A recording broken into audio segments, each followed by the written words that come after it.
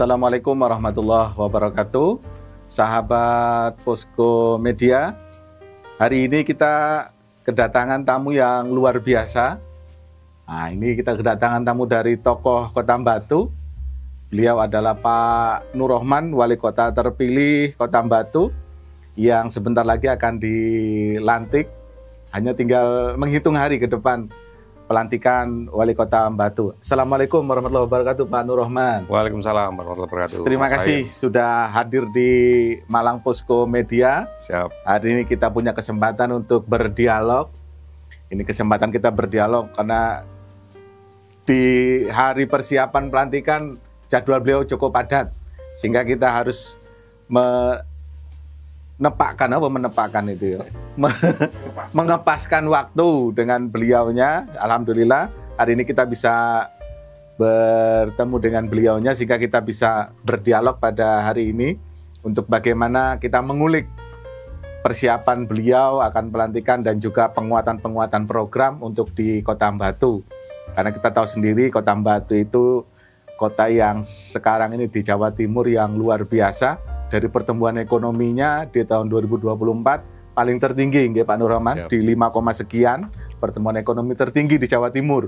Ini sangat luar biasa, meskipun umurnya baru di antara yang lain, tapi pertumbuhan ekonominya cukup tinggi. Bagaimana Pak Nur Rohman persiapan pelantikan ini? Hanya tinggal menghitung hari ini. Ya, terima kasih. Tentu normatif saja sebenarnya kalau pelantikan sesuai dengan keputusan dari Mendagri beserta Komisi 2 DPR RI beserta stakeholder pemilu. Informasinya pelantikan akan dilakukan tanggal 6 Februari 2025 di Ibu Kota Negara Jakarta. Nah, karena kemarin ada yang menarasikan Ibu Kota Negara IKN ya. Padahal Ibu Kota Negara masih di Jakarta gitu ya. Jadi insya Allah pelantikannya di Jakarta karena ini pilkadanya serentak, sehingga pelantikannya serentak juga. Ada hal-hal khusus yang dipersiapkan Pak Nur untuk persiapan di tanggal 6? Tidak ada yang secara khusus ya, hanya persiapan ya, pakaian tentu, mental. Karena informasinya akan dilantik langsung oleh Presiden Republik Indonesia Pak Prabowo. Jadi kita harus menyiapkan fisik secara baik, mental juga harus baik. Saya kira itu. Hal-hal lain saya kira normatif saja. Ini karir politik Pak Nur ini luar biasa. Jadi kalau ada orang bercita-cita mau jadi wali kota, bercita-cita jadi presiden, mungkin ke depannya itu masih sangat memungkinkan. Karena Pak Nur ini berangkat dari honorer sebenarnya loh. Ya, betul. Dari honorer pemerintah Kota Batu. Dari honorer kemudian pernah menjadi ajudan dari Bapak Wali Kota, sekarang jadi wali kota. Ya. Siapa tahu, takdir kan tidak ada yang pernah kita tahu. Gitu. Mengajudani wali kota, sekarang bisa menjadi wali kota. Dulu menjadi honorer, tidak sempat jadi PNS Pak ya? Tidak sempat jadi PNS. Beliau pernah menjadi honorer di pemerintah Kota Batu. Kemudian karirnya ini, kemudian karir politiknya menanjak sampai dengan jadi ketua DPC PKB, sehingga pernah jadi wakil ketua DPRD, dan sekarang meningkat menjadi wali kota. Step by stepnya luar biasa. Jadi dari honorer ini loh, bukan sembarangan, dari honorer. Jadi karir politiknya jelas, dari bawah merangkak terus naik menjadi wali kota. Persiapan untuk pelantikan sudah. Nah, kira-kira nanti penguatan program setelah dilantik, biasanya ada program 100 hari, Pak Nur. Ya. Bagaimana program 100 hari yang akan disiapkan oleh Pak Nur bersama Mas Heli? Ya, jadi sementara ini kami bisa mengambil momen tentu kebijakan yang ringan-ringan dulu. Kenapa? Karena APBD tahun 2025 itu sudah ditetapkan oleh PJ Wali Kota Batu bersama teman-teman DPRD Kota Batu. Nah, itu ditetapkan tanggal bulan November 2024. Ya. Maka tidak banyak ruang yang bisa kami lakukan, tapi alhamdulillah kami hasil koordinasi dengan pemerintah Kota Batu, ada beberapa hal yang bisa kami canangkan di 100 hari kerja kami nanti, Nur Rohman dan Heli Suyanto. Salah satunya adalah peningkatan insentif bagi ketua RW, ketua RT. Wah, ini yang paling ditunggu-tunggu ini.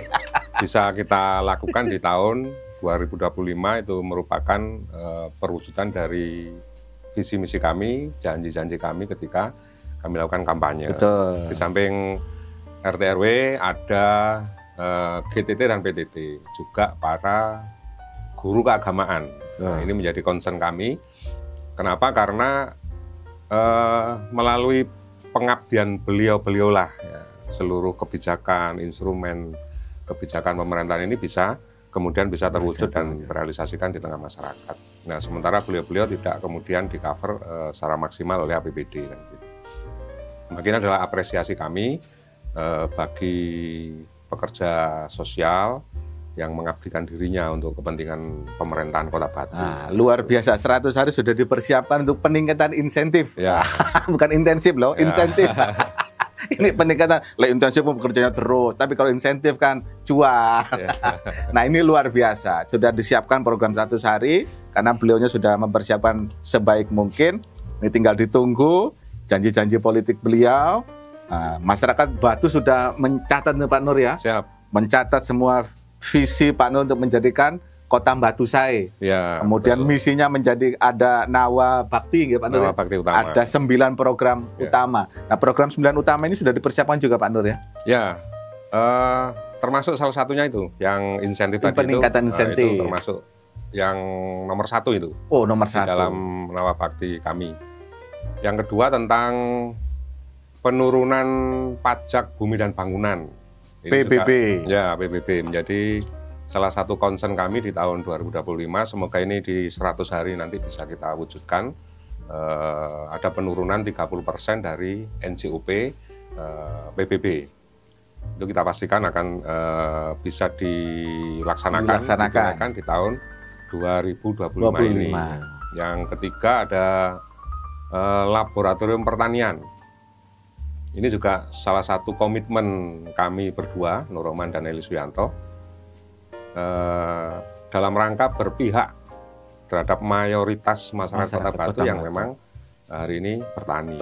Maka ke depan industri-industri pertanian ini harus tumbuh sehingga punya dampak secara ekonomi bagi para petani kita. Di samping pertumbuhan pariwisata. Nah, itu nomor 1 pariwisata, kedua pertanian. Nah, karena terus terang aja Pak Nur, ini kan pertanian kan yang sempat diungkap oleh BI kemarin Pak Nur ya, bahwa petani kita rata-rata di usia 50 tahun. Betul. Nah, untuk menciptakan petani milenial bagaimana Pak Nur? Sudah ada program kah untuk di Kota Batu? Ya, jadi kemarin di forumnya BI kami juga dapat apresiasi dari Kepala BI Cabang Malang. Ya.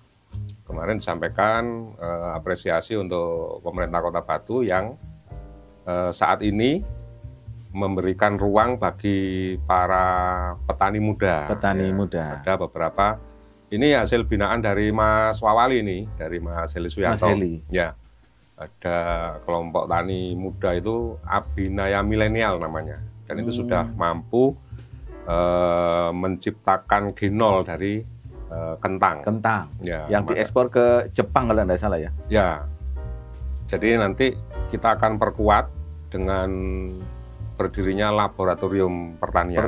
Ya, nanti bisa menguji unsur hara dari tanah kita, kemudian bagaimana menciptakan bibit-bibit unggul pertanian di Kota Batu.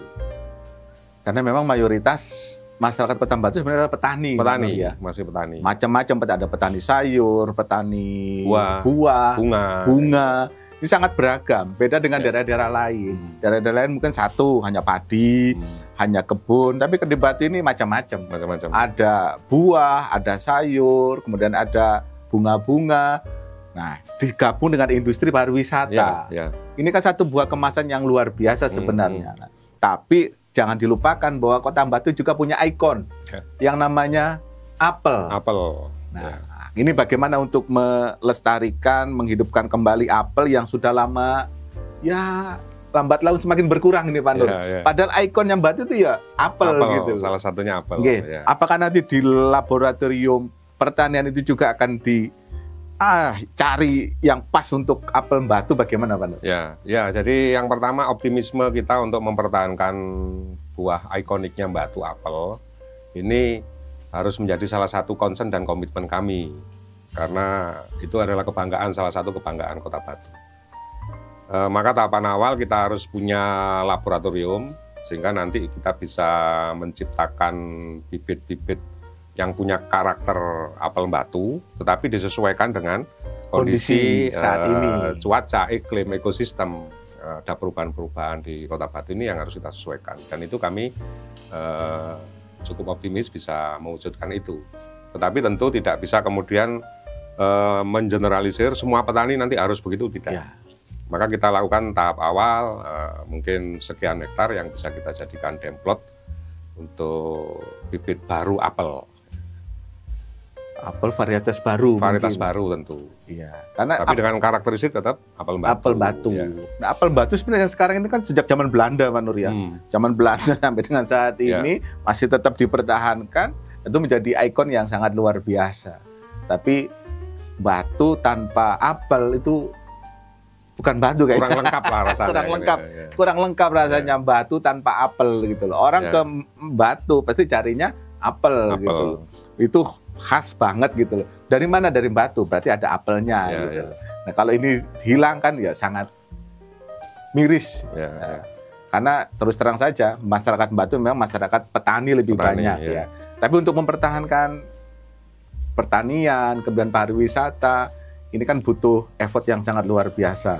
Satu lagi persoalannya Pak Nur, Batu itu setiap weekend, setiap libur long weekend, macet ini Pak Nur. Nggak ada mungkin konsep transportasi atau infrastruktur agar masyarakat mau ke Batu lagi gitu. Liburan tuh mau ke Batu. Jangan sampai mereka ketika pertama liburan ke Batu, kesan pertama macet. Wis saya nggak mau ke sana lagi, kan rugi. Nah, bagaimana konsepnya Pak Nur? Ya, jadi tentu ini menjadi kebutuhan masa depan, keberlangsungan wisata di Kota Batu. Betul.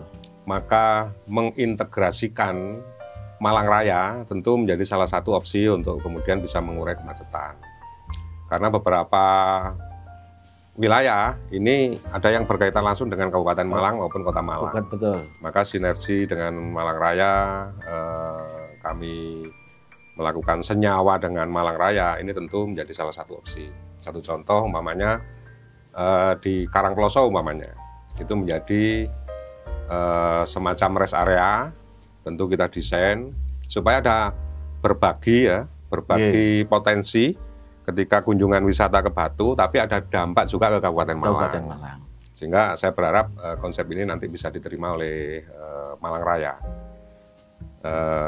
Rest area, sehingga kendaraan-kendaraan besar tidak harus masuk Kota Batu. Nah, di sini ada moda transportasi, bisa shuttle, bisa dengan mikrolet yang dimodifikasi. Tentu harus memenuhi persyaratan kenyamanan bagi wisatawan. Karena prinsip berwisata itu harus nyaman, enjoy. Kan begitu. Jangan sampai kemudian moda transportasinya justru tidak nyaman. Kan? Memenuhi unsur private dari para wisatawan yang nanti akan masuk Batu, itu salah satunya. Kemudian yang kedua tentu ke depan harus ada opsi menambah jalur, menambah akses, menambah jalan yang masuk ke Batu. Yang dulu pernah ada gagasan dari pemerintahan atau pemimpin daerah sebelumnya, itu ada akses masuk ke Batu. Nah, bisa kerjasama dengan wilayah Kabupaten Pasuruan, Kabupaten Malang. Ini bisa menjadi salah satu solusi untuk menambah akses sehingga in-out-nya kendaraan bermotor atau para wisatawan ini ada pilihan-pilihan akses. Itu yang di jalur utara, yang di Jalibar tentu kita juga bisa semakin memperbaiki aksesnya, kemudian memberikan rambu-rambu sehingga wisatawan ini akan mengenali wilayah-wilayah yang menjadi jalur-jalur alternatif. Juga di wilayah Pujon tentu kita juga harus perhitungkan karena mulai ada penumpukan arus lalu lintas yang dari mengarah ke Pujon maupun dari arah ke Pujon ke Batu. Nah, inilah salah satu yang bisa kita tawarkan nanti untuk mengurai kemacetan. Selanjutnya tentu pilihan-pilihan wisata yang tidak harus dilakukan pada saat weekend saja. Nah, weekday-nya ini menjadi alternatif pilihan supaya wisatawan-wisatawan yang masuk Batu juga tidak hanya memilih pada saat-saat weekend saja. Maka pilihannya di weekday tentu kedinasan, studi, ini nanti akan menjadi salah satu pilihan untuk ada pemerataan di weekday dan weekend. Karena itu salah satu yang menjadi aspirasi para pengusaha yang ada di Kota Batu. Bagaimana mengangkat potensi Batu yang bisa dikunjungi di hari-hari aktif begitu. Oke, itu sekilas terkait dengan program. Setelah itu kita akan kembali lagi dengan program-program unggulan di Kota Batu. Malang Posko Media merupakan sebuah media massa terbesar di Malang Raya yang menyajikan berita teraktual dan informatif yang terjadi di Malang Raya. Malang Posko Media hadir memberi sentuhan milenial di wajah koran dengan desain yang menarik. Hadir dengan berita-berita aktual untuk pembaca setia. Menyajikan informasi berita terhangat di halaman utama, rubrik penulis opini di New Idea, informasi dunia pendidikan, informasi dunia bisnis, serta info menarik di Kabupaten Malang serta Kota Batu. Tak tertinggal berita olahraga dalam rubrik Arema Sport, berita nasional dalam Indonesia 1, halaman kriminal Turn Back Crime, serta berita yang terjadi di Kota Malang. Malang Posko Media juga hadir dalam bentuk digital yang membawahi konten-konten anak muda dengan berbagai program yang dibuat interaktif. malangposkomedia.id menyajikan berita online Malang Raya yang dikelola profesional, peta kuliner dan promo hotel, hingga informasi kecantikan di Malang Raya yang tersaji dalam program Enak-Enak Malang Posko Media. Video berita viral yang dikemas dalam YouTube Malang Posko Media, program Bincang Asik dan Malang Posko Media Podcast dengan tamu nasional dan juga lokal yang membahas tema asik di setiap episodenya. Tak hanya memberikan berita, kami juga hadir untuk mencerdaskan anak bangsa dengan berbagai event seperti guru menulis hingga diklat jurnalistik kepada mahasiswa dan profesi lainnya, serta berbagi makanan gratis untuk masjid-masjid sekitar dalam program Jumat Barokah. Malang Posko Media juga telah menjalin kerjasama dengan menyebarkan pemberitaan yang positif dengan sejumlah kalangan, mulai dari pemerintahan, instansi pendidikan, perbankan, dan pengusaha besar di Malang Raya. Kami, Malang Posko Media, tak akan pernah padam, membawa semangat baru dengan wajah baru, sebagai bentuk bahwa kami selalu bertumbuh dan berinovasi dengan perkembangan zaman untuk menembus menjadi media nomor 1 di Malang Raya.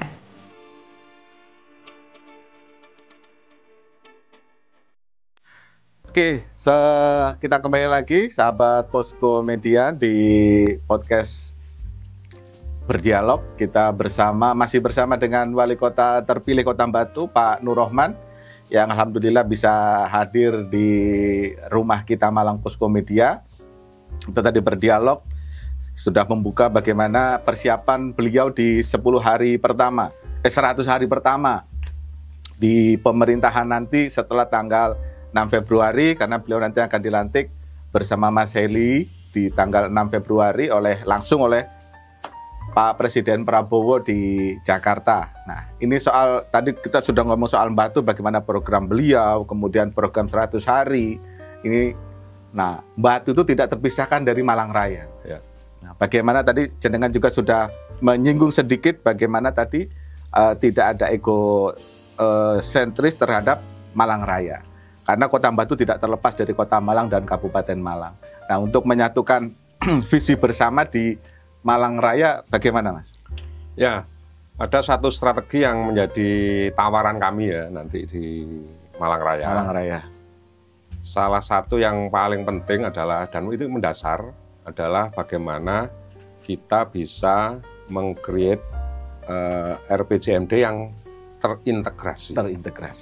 Karena sumber sektoral, egosentrisnya sebuah wilayah itu kan masing-masing punya RPJMD. Masing-masing. Nah, maksud saya mengintegrasikan RPJMD itu adalah di wilayah-wilayah yang bersentuhan secara perbatasan, gitu ya, secara teritorial. Ini kan harus ada komitmen bersama dan harus dibicarakan. Betul. Kalau kemudian di wilayah A ini kita akan kembangkan menjadi sebuah tempat yang bisa kita dorong untuk tempat pariwisata. Betul. Atau untuk hal-hal lain yang sifatnya ada perubahan status atau perubahan peruntukan, maka ini harus dibicarakan bersama. Kalau kemudian Batu menginginkan di perbatasan A umpamanya, ini ada upaya pengembangan. Kalau kemudian kabupaten tidak, maka kan tidak bisa sambung. Ya. Nah, selama ini belum ada RPJMD yang kemudian terintegrasi secara kewilayahan Malang Raya. Belum pernah ada. Karena itu menjadi rujukan utama. Tanpa itu saya kira tetap akan menjadi wacana-wacana bahwa integrasi Malang Raya itu menjadi isu-isu yang kemudian tidak bisa diimplementasikan. Nah, di situ yang paling utama. Maka nanti kita akan mereview RPJMD kita masing-masing. Mohon maaf, bukan RPJMD tadi ya, RT/RW. Rencana tata ruang. RT/RW ya, RT/RW kita. Rencana tata ruang wilayah. Ya, jadi yang saya maksudkan adalah meng-create perda RT/RW kita yang kemudian bisa kita integrasikan dengan Malang Raya. Sehingga apa sih konsep ke depan untuk Malang Raya? Itu yang di RT/RW itu. Ya. Karena peruntukan kewilayahannya itu ada di situ. Ya, itu opsi atau tawaran yang nanti kita akan sampaikan di forum-forum baik pentahelik ataupun 3 wilayah ini. Tentu akan kami libatkan kampus sebagai pendamping untuk menganalisa potensi-potensi. Nah, ketika seperti ini maka akan ada senyawa di sini. Bisnisnya, ekonominya, seni budayanya, ini akan bisa kita integrasikan. Termasuk di dalamnya adalah persoalan-persoalan bagaimana isu sampah yang tidak hanya di Kota Batu, tentu ini akan menjadi pembicaraan serius kita. Betul. Jadi ke depan perlu ada satu kawasan yang memang di situ untuk bagaimana sampah ini kita bisa kelola sebagai industri. Ya, tidak kemudian secara tradisional saja. Maka di sini butuh yang namanya perusahaan daerah atau BUMD atau apapun namanya yang di sini akan mengelola secara profesional. Karena kalau kemudian ini kita bebankan hanya pada Dinas Lingkungan Hidup di masing-masing pemerintahan. Kabupaten Malang, Kota Batu, maka kurang bisa maksimal di dalam mengelola. Karena arahnya adalah industri. Bagaimana sampah yang tiap hari dikirim ke TPA maupun TPS masing-masing wilayah, ini bisa kita selesaikan. Tanpa ada pengolahan tentu tidak akan bisa maksimal. Baik itu bisa menjadi produk olahan kompos melalui maggot umpamanya, atau industri-industri yang punya nilai ekonomi seperti paving umpamanya. Nah, ini bisa kita lakukan dan beberapa wilayah, beberapa daerah sudah melakukan itu. Dan kita akan melakukan studi terkait bagaimana pengelolaan sampah itu. Tapi yang pasti Kota Batu akan memulai itu. Tapi ini bukan program 100 hari karena banyak hal yang harus kita persiapkan. Tapi menyelesaikan persoalan sampah di wilayah Kota Batu tentu menjadi salah satu prioritas di 100 hari. Minimal tahapan dan pendampingan yang belum pernah dilakukan selama ini, karena itu menjadi tanggung jawabnya hanya Dinas Lingkungan Hidup. Nanti di Kota Batu akan kita dampingi oleh praktisi yang memang selama ini sudah bergelut di bidang sampah. Dan itu kita akan ambil dari beberapa elemen masyarakat, komunitas-komunitas yang memang selama ini sudah peduli terhadap persoalan-persoalan sampah. Itu nanti akan menjadi semacam tenaga ahli yang unsurnya dari praktisi. Sehingga rekomendasinya pasti bisa kita tunaikan. Dan prolognya sudah kami lakukan kepada Dinas Lingkungan Hidup. Ya, karena seperti kita tahu, sahabat Posko, bahwa Kota Batu ada masalah soal sampah. Ada penutupan TPA di mana namanya, Mas? Telekung. Di Telekung, kemudian ada demo masyarakatnya. Nah, ini kan jadi persoalan sendiri. Ya.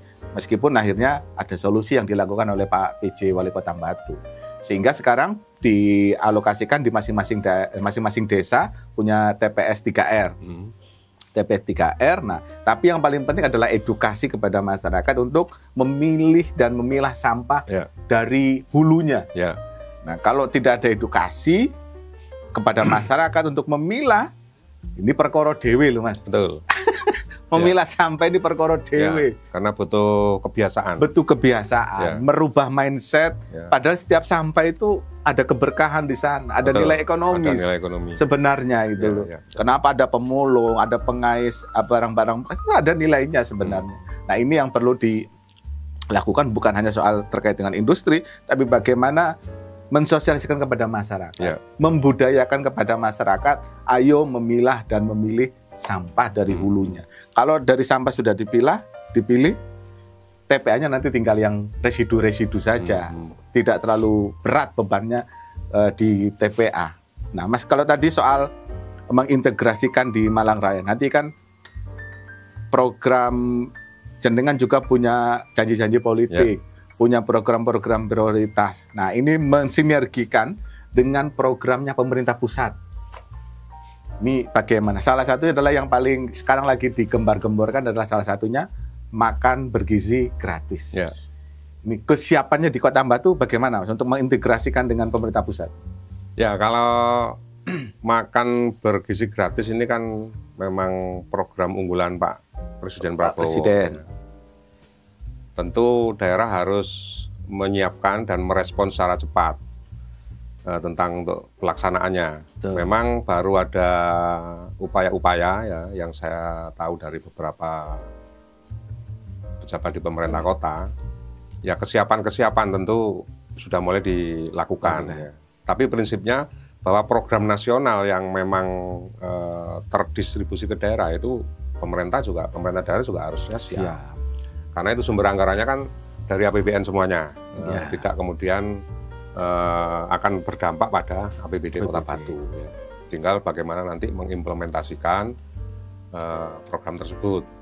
Nah, kalau dibolehkan daerah usul adalah bagaimana makan bergizi gratis ini bisa terlaksana, tetapi ada dampak perputaran ekonominya ada di daerah. Di daerah. Ya, sehingga UMKM. Ya, UMKM itu harus terangkat menjadi produsen-produsen yang bisa menjadi mitra pemerintah pusat.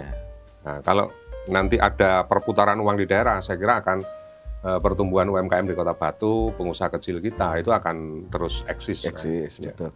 Karena terus terang saja, Mas, ketika kita liputan di lapangan, kan sudah berdampak. Makan bergizi ini berdampak pada kantin di sekolah masing-masing.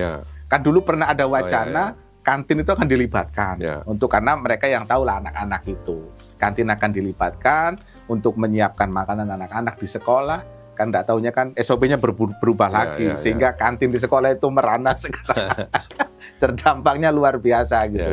Nah, nanti ya harapannya sih ada kelenturan lah. Ya tadi itu, kalau kemudian daerah diberikan kewenangan bisa menunjuk pihak yang untuk memproduksi makanan, kan tentu kantin sekolah pun masih bisa. Tentu dengan persyaratan yang memenuhi rekomendasi Badan Gizi Nasional. Ya, karena yang penting dari makan bergizi gratis ini adalah kandungan gizinya yang betul-betul terpenuhi.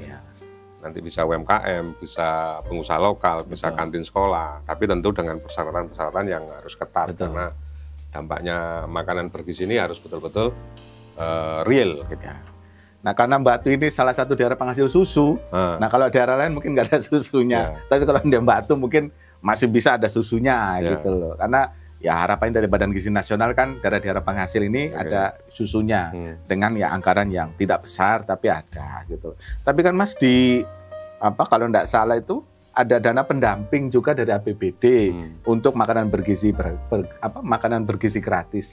Apa nanti jadi mandatori juga yang harus dilakukan oleh daerah nantinya, Mas? Ya, saya kira itu match dengan visi dan misi kami, karena kami akan mengangkat kembali kebijakan pemerintah sebelumnya, pemimpin sebelumnya, tentang minum susu gratis. Ya, dulu pernah ada dan sudah dilakukan sebenarnya. Maka ini akan kita teruskan.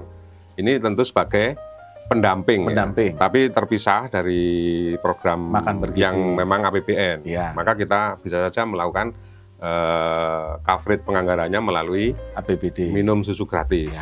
Ya, seperti itu. Jadi di samping kita memberdayakan potensi peternakan di Kota Batu, ini juga akan memberikan support terhadap kebijakan pemerintah pusat makan bergizi gratis. Nah, itu. Jadi karena Batu ini sumber dayanya banyak gitu, pertanian, peternakan juga ada, penghasil susu, buah, sayur, bunga, sangat luar biasa.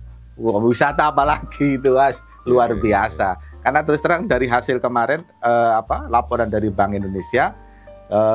Dari 3 PDRB terbesar atau tingkat pemasukan terbesar di Kota Batu itu, pertama dari perdagangan, kedua dari pertanian, ketiga dari konstruksi. Konstruksi nilainya masih nomor 3, tapi perdagangan dan pertanian nomor 1 dan nomor 2.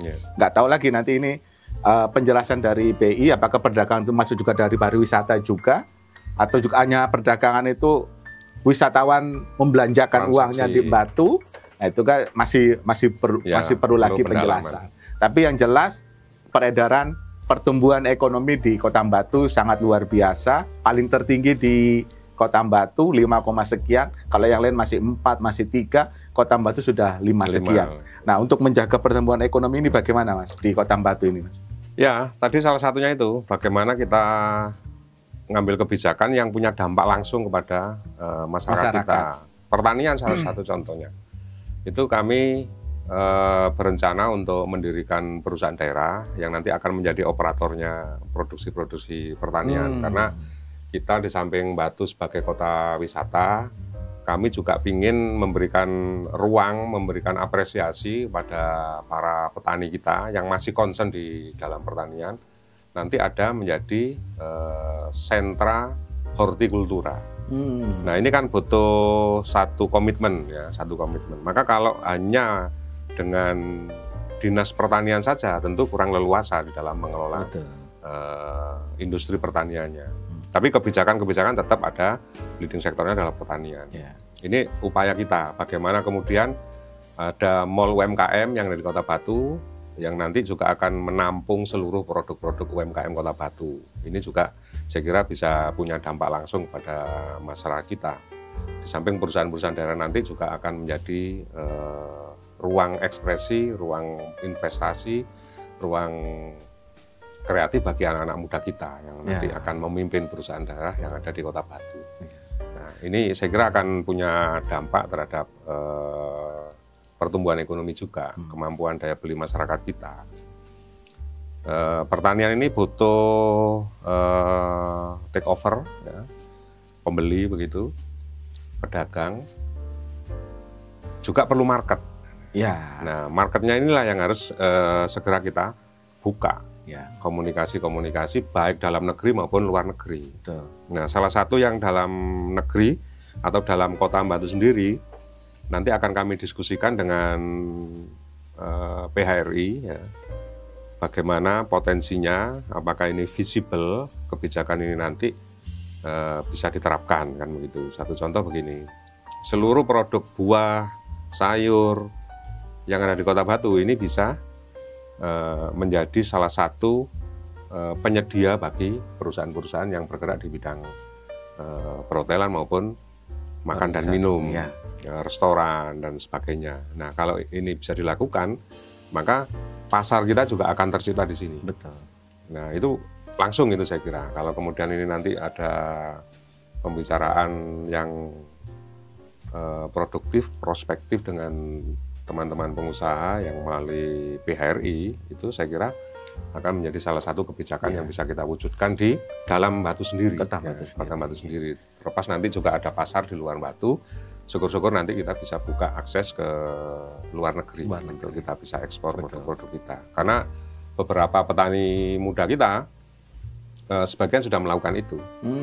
Dan itu mandiri, belum ada sentuhan kebijakan dari pemerintah. Belum ada pendampingan dari pemerintah. Maka di sini nanti kalau kita akan ajak ngobrol para praktisi atau pelaku-pelaku pertanian yang sudah melakukan ekspornya produk-produk yang dia kelola. Nah, ini nanti akan kita jadikan satu forum bagaimana kemudian kita bisa mengembangkan pertanian di Kota Batu ini betul-betul menjadi sebuah industri yang punya dampak secara langsung pada masyarakat petani kita. Maka butuh operator tadi. Nah, operatornya adalah perusahaan daerah. Atau tapi BUMN. Perlu diperhatikan Mas, setiap kali bikin perusahaan daerah di Kota Batu mesti punya catatan-catatan yang menjadi catatan-catatan yang harus dipertimbangkan itu. Setiap ada perusahaan baru beberapa syaratnya cuma satu, profesional. Nah, itu yang paling profesional penting. itu saya kira mendasar. Betul. Ketika siapapun menjadi jajaran direksi, manajemen dan karyawan, ketika mereka sudah punya profesionalisme di bidangnya, saya kira saya punya optimisme itu. Nah, kita bisa sharing juga dengan pola pembiayaan dari masyarakat. Kalau kemudian ini nanti memang betul-betul visible sebagai bisnis industri pertanian, maka jenis perusahaannya bisa perusahaan terbatas daerah. Nah, itu bisa dimodali, penyertaan modal dari pemerintah bisa 51%, yang 49% kita bisa go publikan ke masyarakat. Nah, ini untuk menjaga keberlangsungan, keberlanjutan dan profesionalismenya, karena ada dana masyarakat yang dikelola dengan baik. Supaya tidak sembrono. Ada tanggung jawab yang luar biasa yang harus dilakukan di sana. Yang penting ada market dulu, take over, kemudian operatornya adalah perusahaan terbatas daerah. Nah, perusahaan terbatas daerah inilah yang nanti akan menjadi penghubung dengan petani-petani yang kita sebut sebagai plasmanya. Plasma. Iya, karena kalau kita ingat di Kota Batu tuh punya namanya Taman Rekreasi Selekta, yang punya itu 1.000 orang lebih. Betul. Nah, itu salah satu perusahaan yang hari ini eksis dan satu-satunya di Indonesia. Di Indonesia. Yang model perusahaan yang dikelola yang dimodali oleh masyarakat. Itu faktanya bisa. Betul. Taman Rekreasi Selekta sampai sekarang tetap eksis, mulai dari zaman Belanda sampai dengan sekarang itu dimiliki sahamnya 1.000 orang lebih orang Kota Batu. Itu sampai sekarang eksis dan terus berkembang. Mungkin nanti modal usahanya juga yang seperti disampaikan oleh beliaunya nanti kan seperti itu, sehingga ada tanggung jawab yang luar biasa bagaimana mengembangkan sehingga lebih maju lagi. Karena kalau kita tahu kan kemarin perusahaan daerah Kota Batu yang dibuat itu banyak catatan-catatan yang perlu diperhatikan. Jangan sampai hal itu terulang kembali. Saya kira dengan visi misi yang baru, pemimpin Kota Batu yang baru, dengan komitmen yang baru, komitmen yang baru. Nah, ini masyarakat Kota Batu sendiri yang jadi pemimpin. Ini luar biasa. Saya kira mudah-mudahan 5 tahun ke depan perjalanan Pak Nur Rohman, Mas Heli memimpin Kota Batu benar-benar bisa mewujudkan yang menjadi visi dan misinya. Ada Batu Sae di visinya dan kemudian ada Nawa Bakti, 9 program untuk mewujudkan itu semua. Mas, terakhir di pertemuan kita, mungkin ada kesan pesan kepada masyarakat Kota Batu menjelang pelantikan dan nanti sampai dengan untuk mendukung program 5 tahun kepemimpinan. Monggo, Mas. Ya, baik. Tentu saya ucapkan terima kasih Nur Rohman dan Eli, mengucapkan terima kasih pada masyarakat Kota Batu yang telah memberikan kesempatan kepada kami berdua untuk memimpin Kota Batu 5 tahun ke depan. Tentu ini amanah yang sangat-sangat luar biasa dan ini adalah sejarah baru, momentum baru bagi kami putra daerah untuk bisa mewujudkan dan memberikan legacy terbaik untuk Kota Batu. Dan mohon doanya juga supaya kami bisa memimpin dengan amanah. Amin. Jujur dan tanpa korupsi. Amin. Nah, ini yang paling penting menjadi komitmen kami. Karena kami berdua ini ingin selamat sampai 1 periode ya. Nah, sehingga di sini seluruh kebijakan-kebijakan yang nanti kita akan ambil ya akan betul-betul sesuai dengan harapan masyarakat. Bagaimana UMKM kita bisa tumbuh, bagaimana sumber daya manusia kita bisa punya nilai dan daya saing, kemudian bagaimana pertanian kita ini juga eksis dan punya nilai ekonomi bagi masyarakat kita. Ini adalah keberlangsungan yang harus kita jaga. Yang terakhir tentu Kota Batu butuh keseimbangan. Apa itu? Tentu bagaimana menjaga ekosistem Kota Batu ini akan betul-betul menjadi prioritas kami. Ini penting, anugerah luar biasa semesta di Kota Batu ini tentu harus kita jaga dan ini harus menjadi komitmen semua pihak, baik pemerintah, pengusaha, dan masyarakat. Kalau semuanya punya frame yang sama untuk menjaga keseimbangan yang ada di Kota Batu, saya yakin Batu akan semakin produktif, bisa betul-betul terwujud visi dan misi kami Batu Sae. Terima kasih. Nah, itulah sahabat Posko, luar biasa komitmen Pak Wali Kota Batu yang akan segera dilantik pada tanggal 6 Februari. Mari kita dukung kepemimpinan Kota Batu 5 tahun ke depan dengan segala program keunggulan, program yang baik, menjadikan Batu Sae dengan nawa baktinya 9 program. Karena salah satu program unggulan juga dari beliau adalah pendidikan. Ya, betul. Kalau pemerintah 12 tahun wajib belajar, kalau beliau lebih lagi menjadi 16 tahun. 16 tahun. Ini benar-benar beliau bagaimana menjadikan SDM Kota Batu unggul, keseimbangan antara alam dengan lingkungan itu menjadi terjaga, kemudian memiliki industri pertanian yang sangat luar biasa dengan menjaga alam tetap lestari. Terima kasih Pak Nur Rahman sudah hadir di podcast kami. Sekali lagi kami terima kasih kepada seluruh pemirsa yang sudah melihat podcast kita pada hari ini. Saya ucapkan terima kasih dan tetap pantau berita-berita kami baik di online di malangposkomedia.id dan juga berita-berita update di koran Malang Posko Media, asli korane arek Malang. Terima kasih. Assalamualaikum warahmatullahi wabarakatuh.